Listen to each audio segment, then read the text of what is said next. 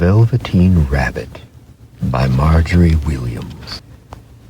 There was once a Velveteen Rabbit, and in the beginning he was really splendid. He was fat and bunchy as a rabbit should be. His coat was spotted brown and white. He had real thread whiskers, and his ears were lined with pink sateen. On Christmas morning, when he sat wedged in the top of the boy's stocking, with a sprig of holly between his paws, the effect was charming. There were other things in the stocking, nuts and oranges, a toy engine and chocolate almonds, and a clockwork mouse, but the rabbit was quite the best of all. For at least 2 hours the boy loved him, and then aunts and uncles came to dinner, and there was a great rustling of tissue paper and unwrapping of parcels, and in the excitement of looking at all the new presents, the Velveteen Rabbit was forgotten. For a long time he lived in the toy cupboard or on the nursery floor, and no one thought very much about him. He was naturally shy, and being only made of velveteen, he was snubbed by some of the more expensive toys. The mechanical toys were very superior and looked down upon everyone else. They were full of modern ideas and pretended they were real. The model boat, who had lived through 2 seasons and lost most of his paint, caught the tone from them and never missed an opportunity of referring to his rigging in technical terms. The rabbit could not claim to be a model of anything, for he didn't know that real rabbits existed. He thought they were all stuffed with sawdust like himself, and he understood the sawdust was quite out of date and should never be mentioned in modern circles. Even Timothy, the jointed wooden lion, who was made by the disabled soldiers and should have had broader views, put on airs and pretended he was connected with government. Among them all, the poor little rabbit was made to feel very insignificant and commonplace, and the only person who was kind to him at all was the Skin Horse. The Skin Horse had lived longer in the nursery than any of the others. He was so old that his brown coat was bald in patches and showed the seams underneath, and most of the hairs in his tail had been pulled out to string bead necklaces. He was wise, for he had seen a long succession of mechanical toys arrive to boast and swagger, and by break their mainsprings and pass away. And he knew that they were only toys and would never turn into anything else, for nursery magic is very strange and wonderful, and only those playthings that are old and wise and experienced like the Skin Horse understand all about it. "What is real?" asked the rabbit one day, when they were lying side by side near the nursery fender before Nana came to tidy the room. "Does it mean having things that buzz inside you and a stick-out handle?" "Real isn't how you were made," said the Skin Horse. "It's a thing that happens to you when a child loves you for a long, long time, not just to play with, but really loves you. Then you become real." "Does it hurt?" asked the rabbit. "Sometimes," said the Skin Horse, for he was always truthful. "When you are real, you don't mind being hurt." "But does it happen all at once, like being wound up?" he asked. "Or bit by bit?" "It doesn't happen all at once," said the Skin Horse. "You become. It takes a long time. That's why it doesn't often happen to people who break easily or have sharp edges or who have to be carefully kept. Generally, by the time you are real, most of your hair has been loved off, and your eyes drop out, and you get loose in the joints and very shabby. Well, these things don't matter at all, because once you are real, you can't be ugly except to people who don't understand. I suppose you are real, said the rabbit. And then he wished he had not said it, for he thought the Skin Horse might be sensitive, but the Skin Horse only smiled. The boy's uncle made me real, he said.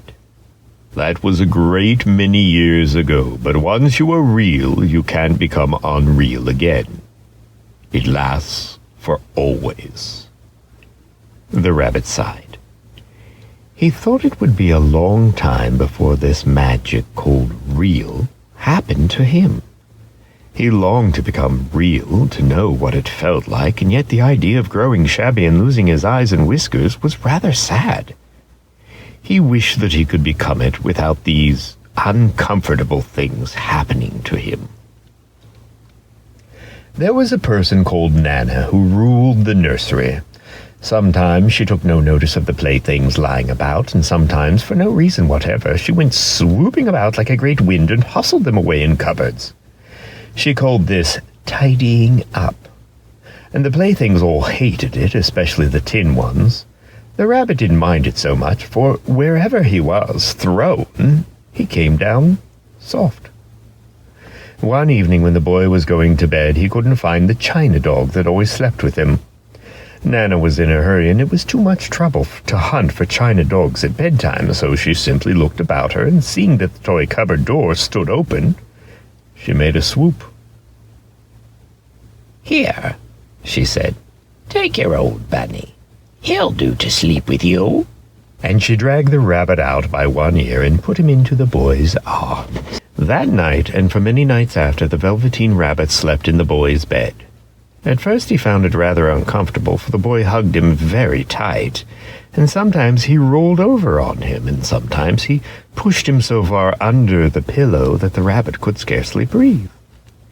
And he missed, too, those long moonlit hours in the nursery, when all the house was silent, and his talks with the Skin Horse. But very soon he grew to like it, for the boy used to talk to him and made nice tunnels for him under the bedclothes that he said were like the burrows the real rabbits lived in. And they had splendid games together in whispers when Nana had gone away to her supper and left the nightlight burning on the mantelpiece. And when the boy dropped off to sleep, the rabbit would snuggle down close under his little warm chin and dream.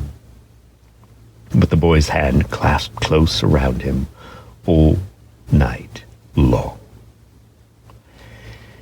And so time went on, and the little rabbit was very happy, and so happy that he never noticed how his beautiful velveteen fur was getting shabbier and shabbier, and his tail coming unsewn, and all the pink rubbed off his nose where the boy had kissed him. Spring came, and they had long days in the garden, for wherever the boy went, the rabbit went too. He had rides in the wheelbarrow, and picnics on the grass, and lovely fairy huts built for him under the raspberry canes behind the flower border.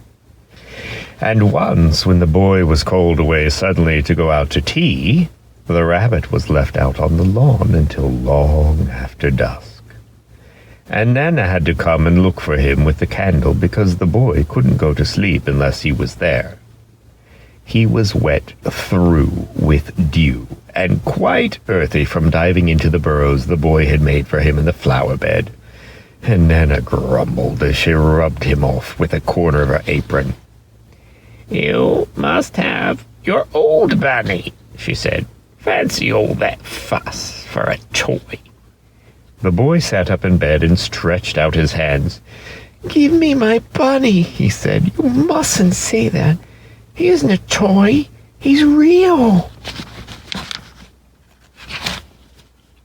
When the little rabbit heard that, he was happy, for he knew that what the Skin Horse had said was true at last.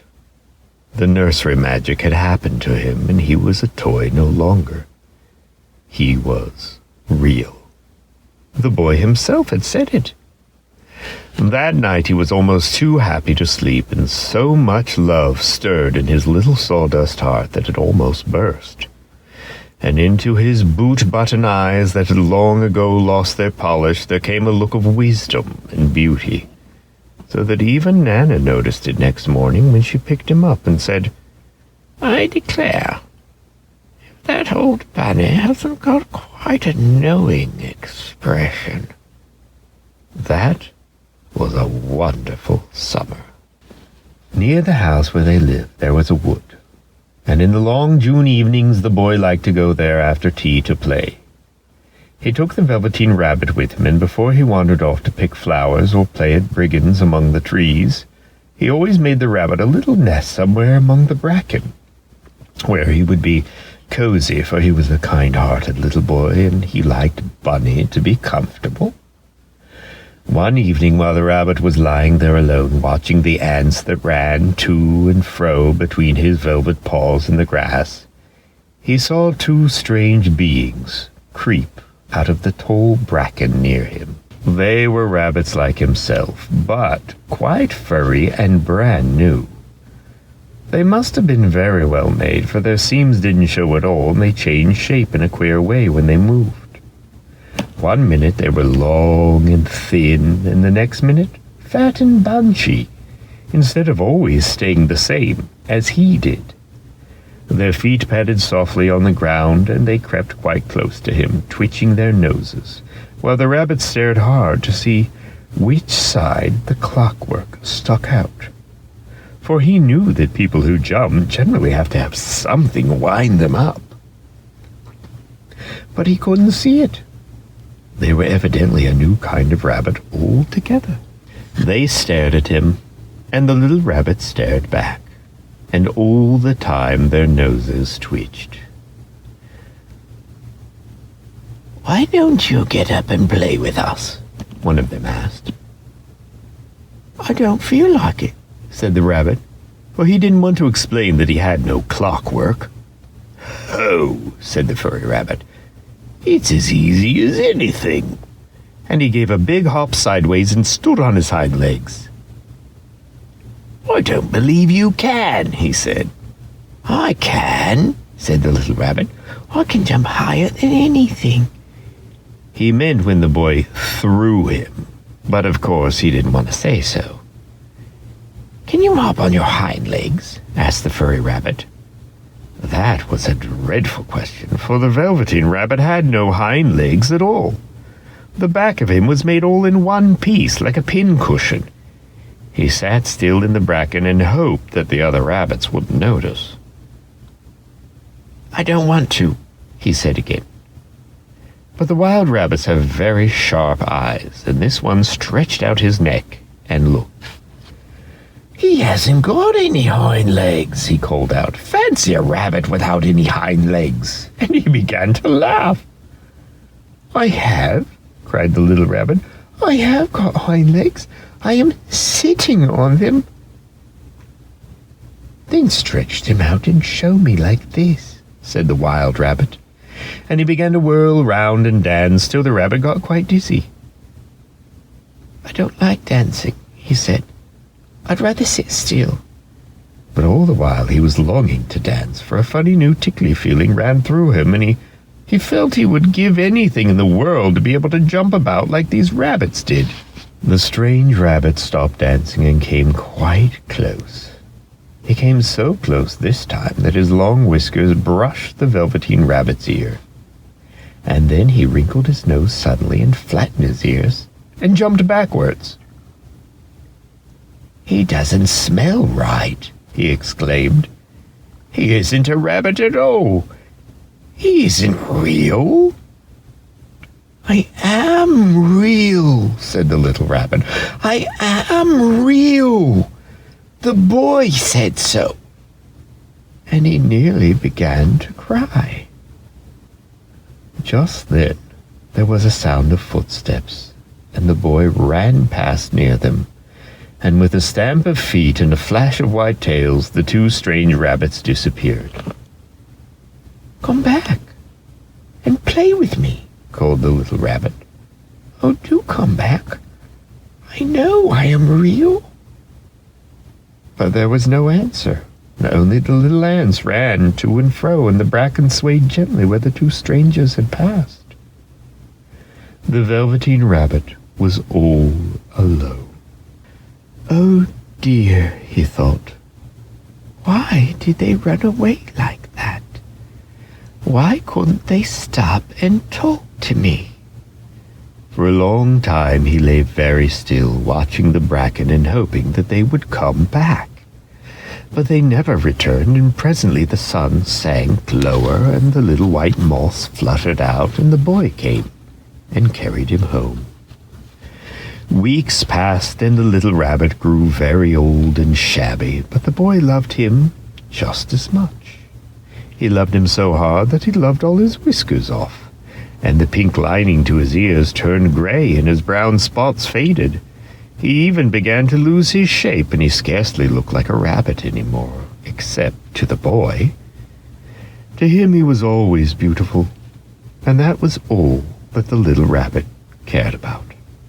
He didn't mind how he looked to other people, because the nursery magic had made him real, and when you are real, shabbiness doesn't matter. And then one day, the boy was ill. His face grew very flushed, and he talked in his sleep, and his little body was so hot that it burned the rabbit when he held him close. Strange people came and went in the nursery, and a light burned all night, and through it all the little Velveteen Rabbit lay there, hidden from sight under the bedclothes, and he never stirred, for he was afraid that if they found him, someone might take him away, and he knew that the boy needed him. It was a long, weary time, for the boy was too ill to play, and the little rabbit found it rather dull with nothing to do all day long. But he snuggled down patiently and looked forward to the time when the boy should be well again, and they would go out in the garden amongst the flowers and the butterflies and play splendid games in the raspberry thicket like they used to. All sorts of delightful things he planned, and while the boy lay half asleep, he crept up close to the pillow and whispered them in his ear. And presently the fever turned, and the boy got better. He was able to sit up in bed and look at picture books, while the little rabbit cuddled close at his side. And one day, they let him get up and dress. It was a bright, sunny morning, and the window stood wide open. They had carried the boy out onto the balcony, wrapped in a shawl, and the little rabbit lay tangled up among the bedclothes, thinking. The boy was going to the seaside tomorrow. Everything was arranged, and now it only remained to carry out the doctor's orders. They talked about it all, while the little rabbit lay under the bedclothes with just his head peeping out and listened. The room was to be disinfected, and all the books and toys that the boy had played with in bed must be burned. "Hurrah!" thought the little rabbit. "Tomorrow we shall go to the seaside." For the boy had often talked of the seaside, and he wanted very much to see the big waves coming in, and the tiny crabs, and the sand castles. Just then Nana caught sight of him. "How about this old bunny?" she asked. "That?" said the doctor. "Why, it's a mass of scarlet fever germs. Burn it at once." "What? Nonsense. Get him a new one. He mustn't have that anymore." And so the little rabbit was put into a sack with the old picture books and a lot of rubbish, and carried out to the end of the garden behind the fowl house. That was a fine place to make a bonfire, only the gardener was too busy just then to attend to it. He had the potatoes to dig and the green peas to gather, but next morning he promised to come quite early and burn the whole lot. That night the boy slept in a different bedroom, and he had a new bunny to sleep with him. It was a splendid bunny, all white, plush, with real glass eyes, but the boy was too excited to care very much about it. For tomorrow he was going to the seaside, and that in itself was such a wonderful thing that he could think of nothing else. And while the boy was asleep dreaming of the seaside, the little rabbit lay among the old picture books in the corner behind the fowl house, and he felt very lonely. The sack had been left untied, and so by wriggling a bit he was able to get his head through the opening and look out. He was shivering a little, for he had always been used to sleeping in a proper bed, and by this time his coat had worn so thin and threadbare from hugging that it was no longer any protection to him. Nearby he could see the thicket of raspberry canes growing tall and close like a tropical jungle, in whose shadow he had played with the boy on bygone mornings.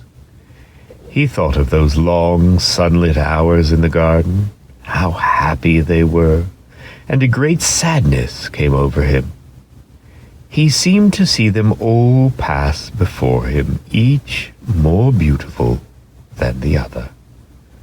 The fairy huts and the flower bed, the quiet evenings in the wood when he lay in the bracken and the little ants ran over his paws, and the wonderful day when he first knew that he was real. He thought of the skin horse, so wise and gentle, and all that he had told him.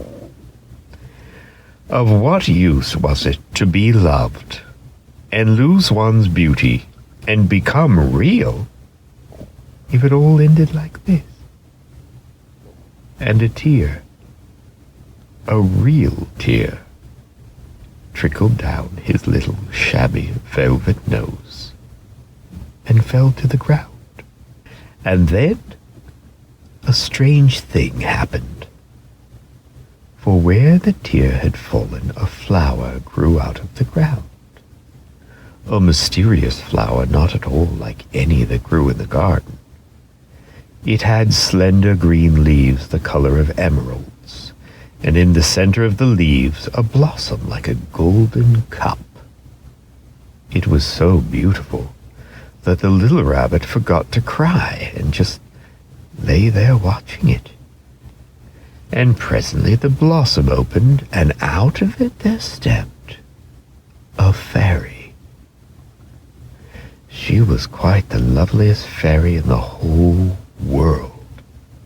Her dress was of pearl and dewdrops, and there were flowers round her neck and in her hair, and her face was like the most perfect flower of all. And she came close to the little rabbit and gathered him up in her arms and kissed him on his velveteen nose that was all damp from crying. "Little rabbit," she said, "don't you know who I am?" The rabbit looked up at her, and it seemed to him that he had seen her face before, but he couldn't think where. "I am the nursery magic fairy," she said. "I take care of all the playthings that the children have loved. When they are old and worn out and the children don't need them anymore, then I come and take them away with me and turn them into real."